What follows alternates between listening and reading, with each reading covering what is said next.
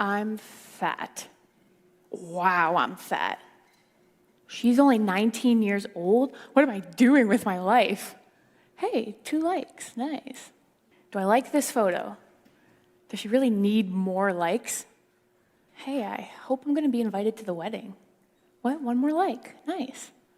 Welcome to the internal monologue of a typical social media scroll. A monologue that so many of us have every day, but we don't think about, we don't talk about it. In fact, many of us can't even recognize it happening. I'm Bailey Parnell, and I'm going to talk to you about the unintended consequences social media is having on your mental health. I'm going to show you what's stressing you out every day, what it's doing to you, and how you can craft a better experience for yourself online.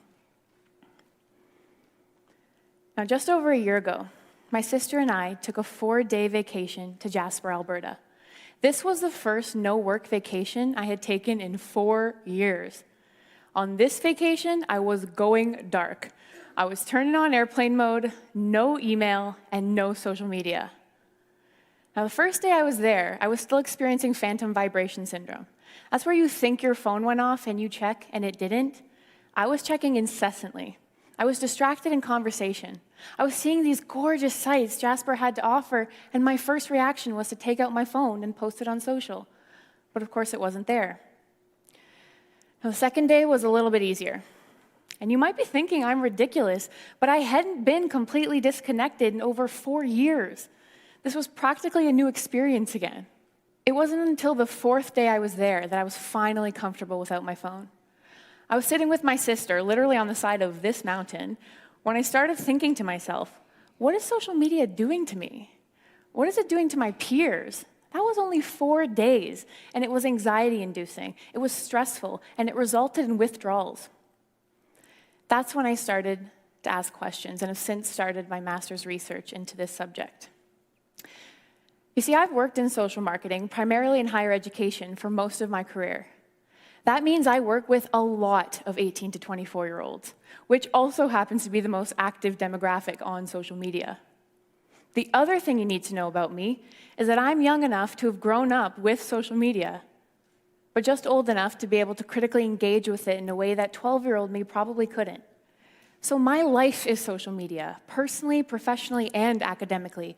And if it was doing this to me, what was it doing to everyone else? Well, I immediately found out I wasn't alone.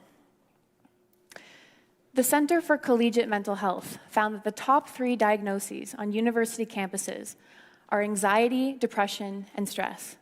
And numerous studies from the US, Canada, the UK, you name it, have linked this high social media use with these high levels of anxiety and depression. But the scary thing is that high social media use is almost everyone I know. It's my friends, it's my family, my colleagues. 90% of 18 to 29-year-olds are on social media. We spend on average 2 hours a day there.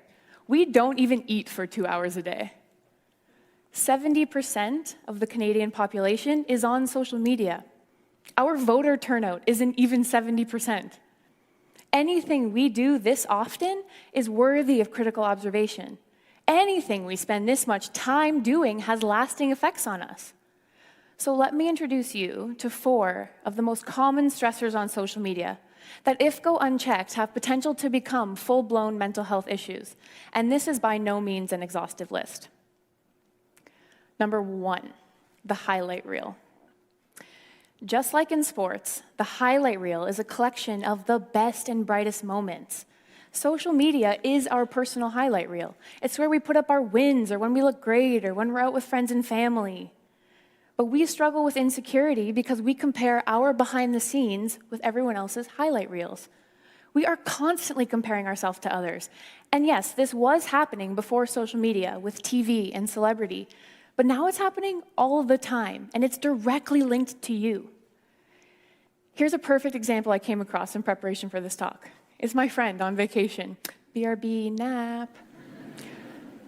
Wait, why can't I afford vacation? Why am I just sitting here in my PJs watching Netflix? I want to be on a beach. But here's the thing.